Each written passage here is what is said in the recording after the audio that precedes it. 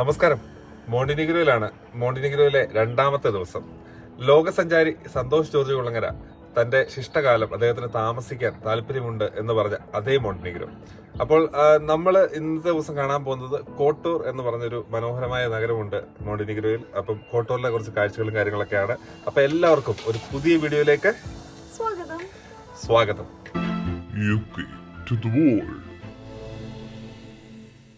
അപ്പം നമ്മൾ രാവിലെ നമ്മുടെ ഡേ തുടങ്ങുകയാണ്. അതിന് മുമ്പ് നമ്മൾ ഇന്നലെ താമസിച്ച അക്കോമഡേഷൻ ജസ്റ്റ് ഒന്ന് കാണിക്കാം.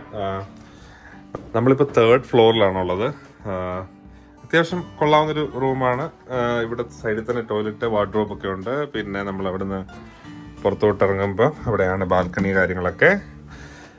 ബാൽക്കണിയിൽ നിന്ന് നമുക്ക് അങ്ങ് ദൂരെ നമുക്ക് ആ ആഡ്രിയാറ്റിക് കടൽ നമുക്ക് കാണാം.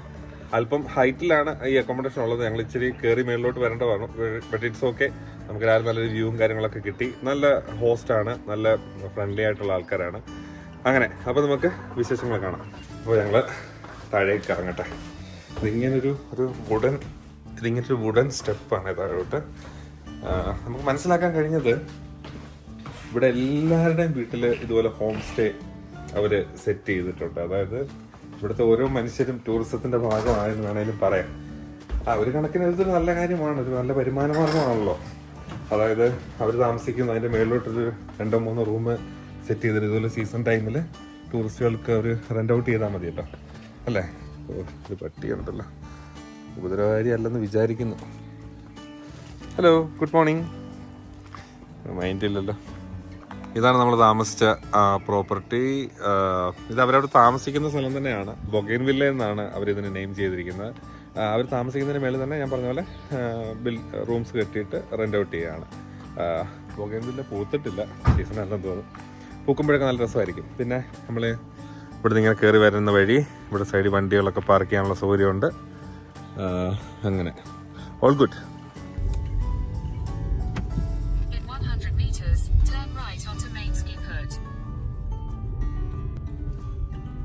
എന്താണ് അതിൽ എമി കണ്ടുപിടിക്കുന്ന അക്കോമഡേഷൻസ് എല്ലാം മലയുടെ മണ്ടയ്ക്ക്. ഇപ്പൊ തന്നെ ഞങ്ങള് 10 മിനിറ്റ് ഇറങ്ങാൻ തുടങ്ങി. ഇതുവരെ താഴെ ഭൂമിയിൽ എത്തിയിട്ടില്ല. രാവിലെ നല്ലൊരു വ്യൂ കിട്ടിയോണ്ട് കുഴപ്പമില്ല.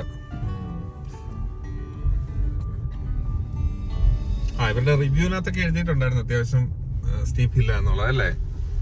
നമ്മള് കേരളത്തിൽ താമസിച്ചവർക്ക് എന്തോ സ്റ്റീപ്പ് ഹില്ല അല്ലേ? നമ്മള് കയറും. റിവ്യൂവിനകത്ത് എല്ലാം നല്ലതാണ്, അക്കോമഡേഷൻ നല്ലതാണ്, ഭയങ്കര ചീപ്പാണ് അക്കോമഡേഷൻ. ഇത് 12 പൗണ്ട് പെർ ഡേ. ഒരു ദിവസം 12 പൗണ്ടേ ഉള്ളൂ. അത്യാവശ്യം ഫെസിലിറ്റീസ് ഒക്കെ ഉണ്ട്. ഞാൻ പറഞ്ഞില്ല, നമ്മള് ഇങ്ങനെയൊക്കെ യാത്ര ചെയ്യുന്ന സമയത്ത് നമ്മള് ഇങ്ങനെ അക്കോമഡേഷൻ അല്ലെ അങ്ങനത്തെ ഒരുപാട് സ്പെൻഡ് ചെയ്ത് കഴിഞ്ഞാൽ നമുക്ക് മറ്റ് ആക്ടിവിറ്റീസ് ചെയ്യാനൊന്നും നമുക്ക് എമൗണ്ട് തികയത്തില്ല.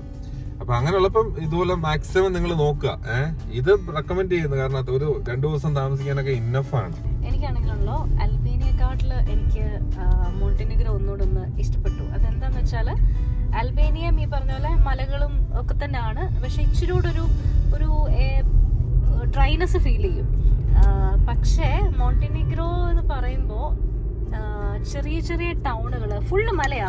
എങ്ങോട്ട് നോക്കിയാലും മലയും കടലും മാത്രമേ ഉള്ളൂ. പക്ഷെ ഈ മലകൾക്കൊക്കെ ഇടയില് ഓരോ കുഞ്ഞു കുഞ്ഞു ടൗൺ ഉണ്ട്. ആ ടൗൺ ഒക്കെ എന്ന് പറഞ്ഞാൽ അടിപൊളിയാണ്. നമ്മൾ എന്താ പറയാ, നല്ല നല്ല ബിൽഡിങ്സും നല്ല സ്ട്രക്ചേഴ്സ് ആണ്. ബിൽഡിങ്സിനെല്ലാം നല്ല സ്ട്രക്ചേഴ്സ് ആണ്. എല്ലാം ഒരു പച്ചപ്പും ഹരിതാപവും അങ്ങനെ ഒരു എന്താ പറയാ, നല്ല രസമുണ്ട് കാണാൻ. നമുക്കിവിടെ ഒരുപാട് ടണലുകൾ കാണാം കേട്ടോ. മലയെല്ലാം തുറന്ന് ടണലിൽ ഉണ്ടാക്കിയേക്കാം. ഓരോ സിറ്റീസ് ഇപ്പൊ പൊടുവേന്ന് കോട്ടൂരിനെ കണക്ട് ചെയ്യുന്ന അതിന്റെ മണ്ടേ കൂടെ വല്ല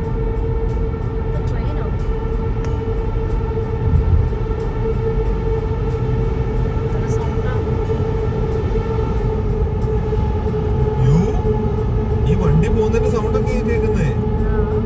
അതെനിക്ക് വന്നിട്ട് ഈ വണ്ടിയുടെ എല്ലാ സൗണ്ട് ഈ ടണലിൽ കൂടെ സഞ്ചരിച്ച് അങ്ങ് എഡ്ജിൽ എത്തുന്ന, മനസ്സിലായോ?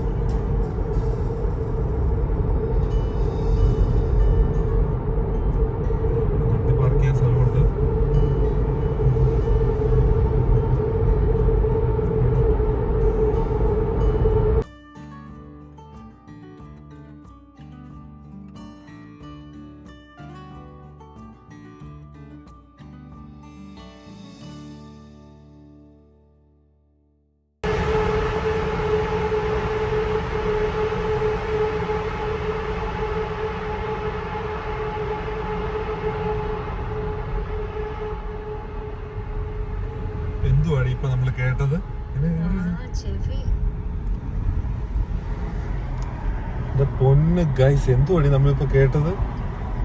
ഒരു വല്ലാത്തൊരു മൂടായിരുന്നു കേട്ടോ, ഒരു ഭയാനകമായ മൂട്. ഭയങ്കര സൗണ്ട് ആയിരുന്നു ആ ടണലിൽ. ഇതുവരെ ഒരു ടണലിലും കയറിയിട്ട് ഇങ്ങനൊരു സൗണ്ട് ഞാൻ കേട്ടിട്ടില്ല കേട്ടോ. എനിക്കൊന്ന് അങ്ങനെ നമ്മൾ ആ ടണല് കയറി ഇറങ്ങി നമ്മൾ ആ കോട്ടൂർ നഗരത്തിലേക്ക് പോവുകയാണ്. മൗണ്ടിനീഗ്രോയിലെ അതിമനോഹരമായ ആഡ്രിയാറ്റിക് തീരത്ത് സ്ഥിതി ചെയ്യുന്ന ഒരു ഹിഡൻ ജെമ്മാണ് കോട്ടൂർ നഗരം. യുനെസ്കോയുടെ വേൾഡ് ഹെറിറ്റേജ് സൈറ്റായ ഇടുങ്ങിയ ഈ തെരുവിലൂടെ നടക്കുമ്പോൾ പഴയ ആ കാലത്തിലേക്ക് പിന്നോട്ട് പോകുന്നത് പോലെ നമുക്ക് തോന്നും. ചരിത്രവും സംസ്കാരവും പ്രകൃതിയും ഒത്തുചേരുന്ന ഒരു സ്ഥലമാണ് കോട്ടൂർ. നിങ്ങൾ യാത്രയെ സ്നേഹിക്കുന്നവരാണെങ്കിൽ കോട്ടൂറിന് മാന്ത്രികമായ പലതും വാഗ്ദാനം ചെയ്യാനുണ്ട്. ഇന്നലത്തെ അപേക്ഷിച്ച് ഇന്നത്തെ വെതർ അത്യാവശ്യം നല്ലതാണ്, അതുകൊണ്ടാണ് തോന്നുന്നു ആൾക്കാരൊക്കെ ഇറങ്ങിയിട്ടുണ്ട്. അത്യാവശ്യം നല്ല തിരക്കുണ്ട്.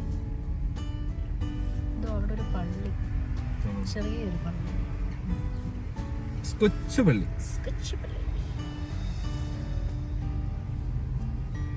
എന്തായാലും ഒരു കാര്യം ഉറപ്പാട്ടോ, മോണ്ടിനെഗ്രോ അൽബേനിയ ഉള്ളവരൊക്കെ വിശ്വാസികളാണ്.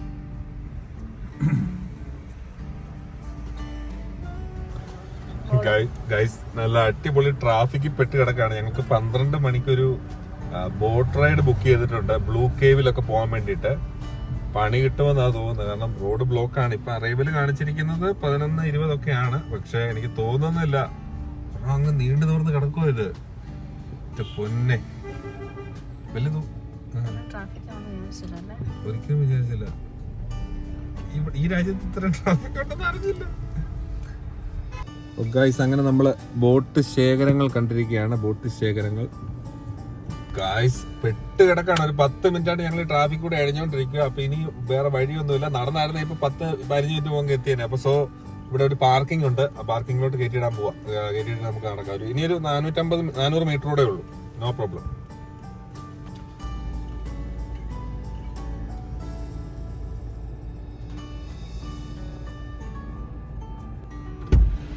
പണിപാളും നേരം പാർക്കിംഗ് ഇല്ല. ഇനി എത്ര ഇപ്പൊ ഒരാളെ ഇപ്പം കയറ്റി വിട്ടുന്നു. അതുപോലെ ഒരുപാട് ആൾക്കാർ പോയാൽ മാത്രമേ നമുക്ക് കിട്ടുള്ളൂ, മനസ്സിലായോ? ഓ ഗൈസ്, അങ്ങനെ ഞങ്ങൾ വിചാരിച്ചു പണി പാളുവന്ന്. പണ്ട് നമ്മുടെ സന്തോഷ് സാറിനും പറ്റിയത് ഇത് തന്നെയാണ്. പുള്ളി ഇതുപോലെ വരാൻ ലേറ്റ് ആയി. 12 മണിക്ക് തന്നെയുള്ള ബോട്ടായിരുന്നു, അത് പോയി കഥയിൽ പറഞ്ഞിട്ടുണ്ടായിരുന്നു. പിന്നെ നെക്സ്റ്റ് ബോട്ട് പുള്ളിക്ക് അലോക്കേറ്റ് ചെയ്ത് കൊടുക്കുമായിരുന്നു. നമുക്ക് അതുപോലൊക്കെ മിസ്സായാൽ ചിലപ്പോൾ സംഭവിച്ചിരുന്നു അല്ലേ? അപ്പൊ ഗൈസ്, ഞങ്ങളെ പോലെ ആവരുത്, രാവിലെ എണ്ണീക്കുക അല്ലേ? അങ്ങനെ ആ മനോഹരമായ കോട്ടൂർ നഗരത്തിലൂടെ ഞങ്ങൾ ഇങ്ങനെ നടക്കുകയാണ്. ഞങ്ങളുടെ ഹവായി ബോട്ട് ടൂർ ഓപ്പറേറ്റേഴ്സിനെ കാണാൻ വേണ്ടി പൊക്കോണ്ടിരിക്കുകയാണ്. അപ്പൊ ഇവിടെ ഒരു ബേയും കാര്യങ്ങളൊക്കെ ഉണ്ട്. അവിടെ പോയി നമുക്ക് തിരക്കാം, ഹവായിയെ തിരക്കാം. നമ്മളോട് വരുന്ന സമയത്ത് ഇവിടെ ആൾക്കാരൊക്കെ നിൽപ്പുണ്ട് ക്യാൻവാസിങ്ങിന് വേണ്ടിയിട്ട്. ഇവിടെ വന്നിട്ടും ബുക്ക് ചെയ്യാം. ഇൻ കേസ് ഞങ്ങൾ booking.com വഴിയാണ് ബുക്ക് ചെയ്തത്. അതിന്റെ എക്സ്പീരിയൻസ് എങ്ങനെയുണ്ട്, നല്ലതാണെന്നുണ്ടെങ്കിൽ ഞങ്ങൾ സജസ്റ്റ് ചെയ്യാം. അല്ലെന്നാണ് നിങ്ങൾക്ക് ഇവിടെ വന്നിട്ടാണെങ്കിലും ഇവിടുത്തെ ഏജന്റിന്റെ നമുക്ക് ബുക്ക് ചെയ്യാം അല്ലേ? അതെ, ഇത് ഇവരിങ്ങനെ ഓഫീസ് പോലെ സെറ്റ് ചെയ്തേക്കുന്നതാണ്. ഇവിടെ നിന്ന് നിങ്ങൾക്ക് ബുക്ക് ചെയ്യാം കേട്ടോ. ഇഷ്ടം പോലെ അടുക്കിയിട്ടുണ്ട്. അതെ അതെ, നമുക്ക് എന്തായാലും റേറ്റ് ഒന്ന് ജസ്റ്റ് ചോദിച്ചു നോക്കണം, ആരെങ്കിലും കൺഫേം ചെയ്യാൻ വേണ്ടിയിട്ടേ. അപ്പോൾ നമ്മൾ ബുക്ക് ചെയ്തത് ഇവരുടെ ടൂറാണ്, ഹവായി ബോട്ട് ടൂർസ് ഇവരുടെ നമ്പർ ഞാൻ കൊടുത്തേക്കാം. ഓക്കെ, പിന്നെ അവരുടെ റേറ്റ് ഇവിടെ എഴുതിയിട്ടില്ല, പക്ഷെ മറ്റ് കമ്പനികളുടെ റേറ്റ് ഞാൻ കണ്ടായിരുന്നു. അതായത് 40 യൂറോ വരെ ചാർജ് ചെയ്യുന്നുണ്ട്. ഇപ്പോൾ ബൈ എനി ചാൻസ് നിങ്ങൾക്ക് ഓൺലൈനിൽ ബുക്ക് ചെയ്യാൻ പറ്റിയില്ല, നിങ്ങൾ പേടിക്കേണ്ട കാര്യമൊന്നുമില്ല. ഇവിടെ ഡയറക്റ്റ് പോകാൻ മതി. ഇവിടെ എവരി 2 hours ഇവർ പല കമ്പനികൾ ടൂർസ് ഫിക്സ് ചെയ്യുന്നുണ്ട് രാവിലെ മുതൽ. ഓക്കെ, ഇതിപ്പോൾ 12 മണിയാണ്, ഇത് കഴിഞ്ഞാൽ പിന്നെ 2 മണിക്കൊക്കെ ഉണ്ട്. അപ്പോൾ നിങ്ങൾ ബുക്ക് ചെയ്യാൻ പറ്റില്ലെന്ന് വെച്ച് വിഷമിക്കേണ്ട കാര്യമൊന്നുമില്ല. ഡയറക്റ്റ് ഇവിടെ വരിക, നിങ്ങൾക്ക് ഇവിടുന്ന് ബുക്ക് ചെയ്യാം. 40 യൂറോ ഒക്കെയാണ് മാക്സിമം ചാർജ് ചെയ്യുന്നത്. ഓൺലൈനിൽ നമുക്കൊരു 35 ആ അറൗണ്ടിൽ കിട്ടുകയും ചെയ്യും.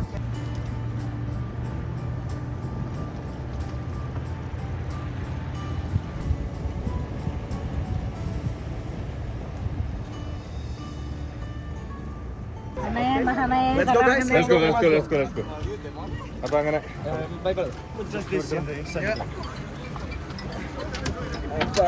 എന്താ തമ്പുരാനെ കേറുവാനേ.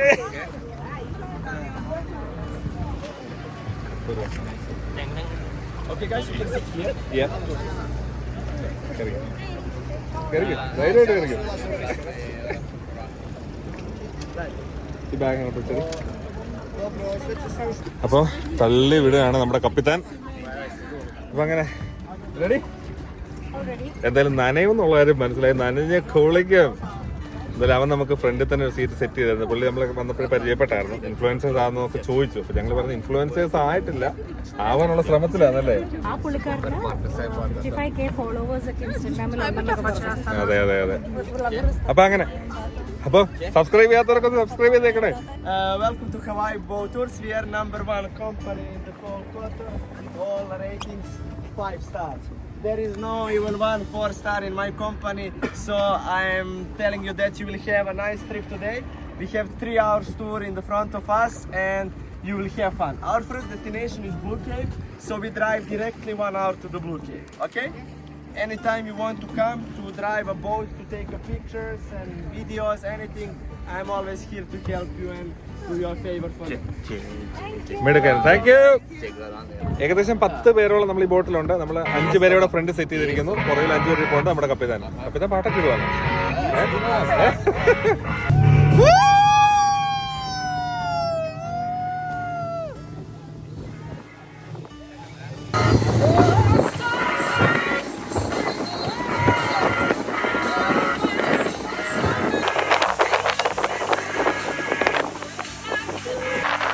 നല്ല തണുത്തു തുടങ്ങിയിട്ടുണ്ട്. ഏകദേശം 16 ഡിഗ്രിയാണ് പുറത്ത്.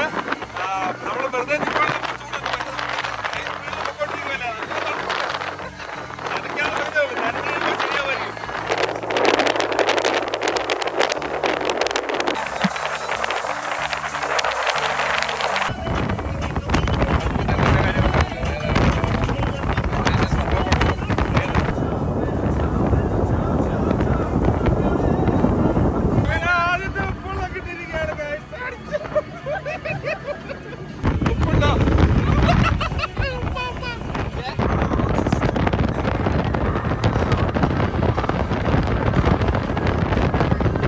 ബോട്ട് സ്ലോ ചെയ്തിട്ടുണ്ട്.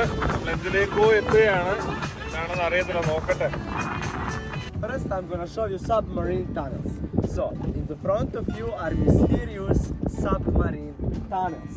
They were using this place to hide submarines back in the World War II. It was used from Yugoslavian army and it took them around 5 years to make this place. These stones, what you see there, everything is fake. It is made of polyester. It is made to hide from satellites for camouflage. So this what you see on the top, it was like a doors. നമ്മുടെ first destination ആയ submarine ടണലിലാണ് നമ്മളിപ്പോൾ എത്തിയിരിക്കുന്നത്.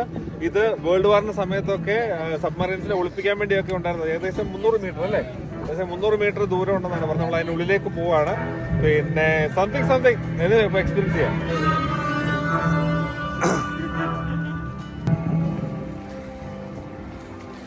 അതുപോലെ തന്നെ James ബോണ്ടിന്റെ ഒരു movie ഇവിടെ shoot ചെയ്തിട്ടുണ്ട്. James ബോണ്ടിന്റെ music ഒക്കെ ഇട്ടിട്ടുണ്ട് കേട്ടോ.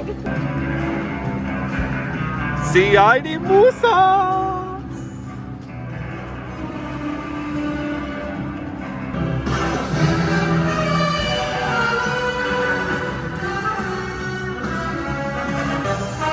ജെയിംസ് ബോണ്ട്, ഞങ്ങൾ ഒരു ദൗത്യത്തിന് പോവുകയാണ് കഴിച്ചത്.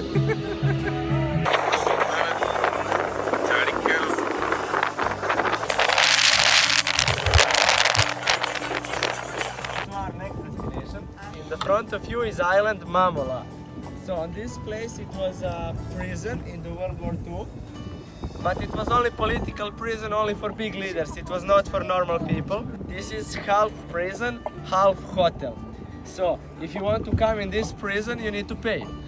Yes, so this is like a hotel, but this is luxury hotel. In this prison you have luxury food, luxury apartments, jacuzzi, pool, you have everything. You sign the paper like you are in the prison and you cannot leave. Even you want to leave from this, you cannot leave. If you pay for 10 days, you must be 10 days. In the front of us is Italy, 250 kilometers in the front of us, city Bari. With my boat to Italy, maybe 2 hours. Easy. Perfect.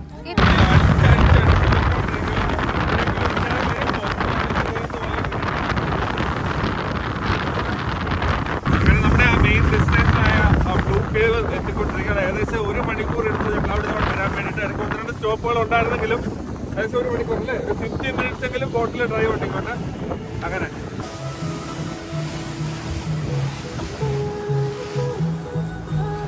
Guys, take your phones. We go inside the blue cave, make a video. Let's go.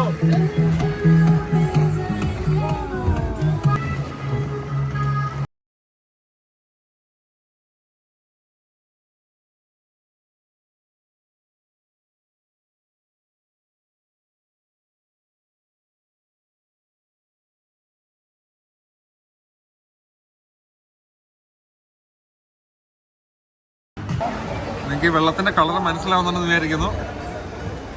Beautiful. നമ്മളിപ്പോൾ ആ blue കേവിനുള്ളിലാണുള്ളത്. ഇവിടെ സംഭവിക്കുന്നത് വെച്ചാൽ നമ്മൾ മനസ്സിലാക്കിയ കാര്യം ഈ വെള്ളത്തിന്റെ കളർ റിഫ്ലക്ട് ചെയ്യുവാണ് നദീതീരമായിട്ടൊക്കെ. അതൊരു ബ്ലൂ കളറിന്റെ ഒരു ഷെയ്ഡാണ് ഇവിടെ മൊത്തം. ക്യാമറയിൽ അത് എത്രത്തോളം കിട്ടുമെന്ന് അറിയത്തില്ല. എനിവേ അപ്പം അങ്ങനെ ആ ബ്ലൂ കളറിൽ ഇങ്ങനെ നിറഞ്ഞു നിൽക്കുന്നതുകൊണ്ട് തന്നെയാണ് ഇതിനെ ബ്ലൂ കേവ് എന്ന് വിളിക്കുന്നത്.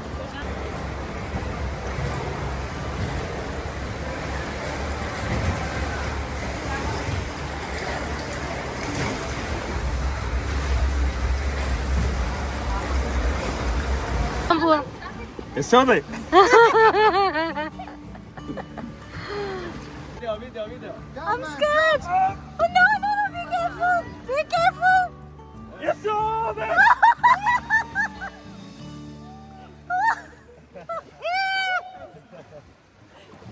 You are safe. Just do it like this and you're safe. You're safe? Where's my husband gone? തണുപ്പാണോ? If you swim, stay here. Okay? അങ്ങനെ വെള്ളത്തിലോട്ടൊക്കെ ചാടി എളുപ്പമാണെന്ന് വിചാരിച്ചു. ഇവരില്ലായിരുന്നു തെറ്റി കുത്തോളം എടുത്ത് പോയത്.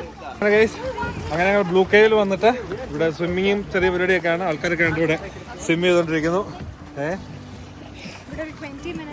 ഏകദേശം 20 മിനിറ്റ്സോളം ഉണ്ട്. അപ്പോൾ നിങ്ങൾക്ക് സ്വിം വേണേൽ ചെയ്യാം. പിന്നെ നീന്താൻ അറിയത്തില്ലെങ്കിൽ life jacket is a must. ഞാൻ വിചാരിച്ചാൽ നമുക്ക് സിമ്പിൾ ഇവിടെ വെള്ളം സൈലന്റ് ആയിട്ട് കിടക്കുമായിരുന്നു. അതുകൊണ്ട് ഓക്കെ ഇവിടെ നീന്താന്ന് വെച്ചാൽ ഇടയ്ക്കിടയ്ക്ക് അലയടിച്ചിട്ട് നമ്മുടെ കൺട്രോൾ പോകും. ഓക്കെ, അപ്പോൾ അതുകൊണ്ട് നീന്തലറിയത്തിൽ ലൈഫ് ജാക്കറ്റ് ഉപയോഗിക്കുക. അപ്പോൾ ഞാൻ അല്ലാതെ ഇറങ്ങാൻ തുടങ്ങിയപ്പോഴും നമ്മുടെ ക്യാപ്റ്റൻ പറഞ്ഞു ഇതുപോലെ നിങ്ങൾക്ക് ശരിക്കും കോൺഫിഡൻ്റ് അല്ലെന്നുണ്ടെങ്കിൽ ഉറപ്പായിട്ട് ഉപയോഗിക്കാൻ പറ്റും. അത് ഉപയോഗിച്ചുകൊണ്ട് രക്ഷപ്പെട്ടു. ഇറങ്ങി കഴിഞ്ഞപ്പോഴത്തേന് കൺട്രോൾ പോയി. ഇവിടെ ഒരുത്തേനെ കടന്ന് നിലവിളിയായിരുന്നു. അങ്ങനെ ആ ബ്ലൂ കേവിൽ നിന്ന് ഞങ്ങൾ അടുത്ത ഡെസ്റ്റിനേഷനിലേക്ക് പോകണം. അങ്ങനെ ഇവിടെ എല്ലാവർക്കും ചോക്ലേറ്റ് വിതരണത്തിലാണ്. എന്താണ് കുട്ടി ഇങ്ങനെ നിശബ്ദമായിട്ടിരിക്കുന്നത്? ബ്യൂട്ടി എൻജോയ് ചെയ്യുക. തണുത്ത് വറുത്ത് കോച്ചി ഇരിക്കുക, എന്നിട്ട് പറയാം എൻജോയ് ചെയ്യുക. എന്നിട്ട്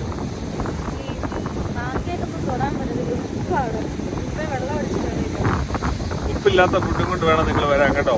എന്നിട്ട് ഒരു കടി അടിക്കുക, തൊടുക.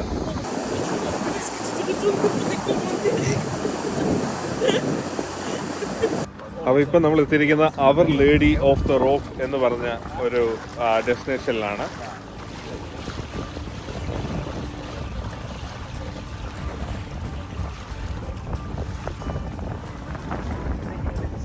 നമ്മുടെ കപ്പിത്താൻ ഇവിടെ കരക്കടുപ്പിക്കാനുള്ള ശ്രമത്തിലാണ്.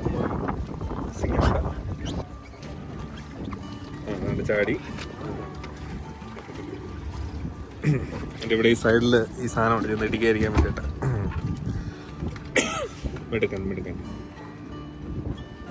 അപ്പൊ ഇതിന്റെ ഒരു ചെറിയൊരു ചരിത്രം എന്താണെന്ന് ചോദിച്ചു കഴിഞ്ഞാൽ, ചെറുതല്ല വലിയ ചരിത്രം തന്നെയാണ്. പുള്ളി പറഞ്ഞ ഏകദേശം 10 മില്യണോളം ആൾക്കാർ ഒരു സീസണിൽ ഇവിടെ വന്ന് വിസിറ്റ് ചെയ്യുന്നുണ്ടെന്നാണ് പറഞ്ഞത്. അപ്പൊ അത്രത്തെ അട്രാക്ഷനാണ്.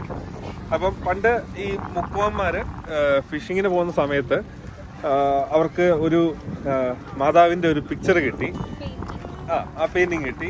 അപ്പൊ അത് അവരിവിടെ കൊണ്ടുവന്ന് പ്ലേസ് ചെയ്ത്, അതായത് ഈ കടലിന്റെ നടുക്ക് അവർ കൊണ്ട് ഒരു സ്ഥലത്ത് പ്ലേസ് ചെയ്ത്, ഒരു ചെറിയ വല്ല കല്ലോ അങ്ങനെ എന്തെങ്കിലും ഉണ്ടെന്ന് നമുക്ക് അങ്ങ് അനുമാനിക്കാം. അപ്പം നെക്സ്റ്റ് ഡേ പോയി നോക്കിയ സമയത്ത് ആ പിക്ചർ അവിടെ കാണുന്നില്ല, അപ്രത്യക്ഷമായി പോയി. അവരെല്ലാരും പേടിച്ചു പോയി. എന്നിട്ട് വെരി നെക്സ്റ്റ് ഡേ തന്നെ തിരിച്ചു വന്ന് നോക്കിയപ്പോൾ വീണ്ടും ആ പെയിന്റിങ് അവിടെ ഉണ്ടായിരുന്നു. അതായത് അവര് ആദ്യ ദിവസം നോക്കിയപ്പോൾ സാധനമില്ല, രണ്ടാമത്തെ ദിവസം നോക്കിയപ്പോൾ സാധനം അവിടെ പ്രത്യക്ഷപ്പെട്ടിരിക്കുന്നു. അപ്പം അവർക്ക് എന്തോ അത്ഭുതം ഉണ്ടെന്ന് മനസ്സിലായി. അവര് പിന്നെ എപ്പോൾ ഫിഷിങ്ങിന് പോയാലും അവിടെ സിറ്റിയിൽ നിന്ന് അല്ലെങ്കിൽ ടൗണിൽ നിന്ന് അവിടെ നിന്ന് വരുന്ന സമയത്ത് ഒരു കല്ലും കൊണ്ട് വന്ന് ഈ സ്ഥലത്ത് പ്ലേസ് ചെയ്ത് അങ്ങനെ കുറെ നാൾ കഴിഞ്ഞപ്പോൾ ഇതൊരു ഐലൻഡ് ആയിട്ട് മാറി. അങ്ങനത്തെ ഒരു മാൻമെയ്ഡ് ഐലൻഡ് ആണ് ഇത്. അപ്പൊ അങ്ങനെ അവർ ലേഡി ഓഫ് റോക്കിനോട് വിട പറഞ്ഞിട്ട് ഞങ്ങൾ ഇനി തിരിച്ച് So brother, are we done or Huh? are we done with We have drive, no, we're not done. We have driving half an hour. half an hour? Yeah. So ഏകദേശം ഒരു അരമണിക്കൂർ ഇവിടുന്ന് യാത്രയുണ്ട്. ഇനി ലേഡി ഓഫ് റോക്കിൽ നമ്മൾ നമ്മുടെ starting പോയിന്റിലോട്ട് പോവാണ്.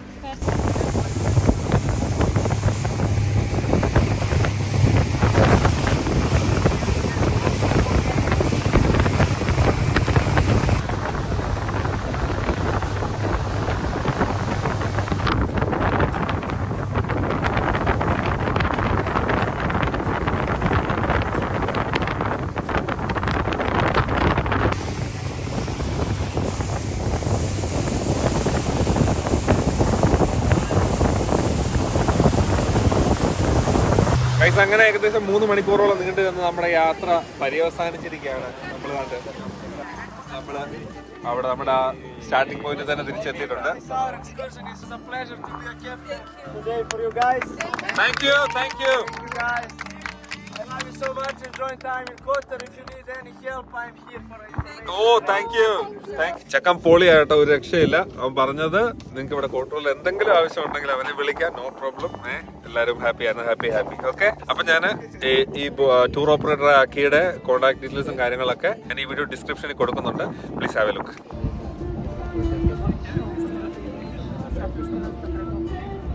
അങ്ങനെ നമ്മുടെ യാത്ര പര്യവസാനിച്ച് നമുക്കിനി പതുക്കെ പുറത്തേക്ക് ഇറങ്ങാം. നല്ല ഗ്രൂപ്പ് ആൾക്കാരായിരുന്നേ, അതായത് എല്ലാവരും കമ്പനിയായിരുന്നു.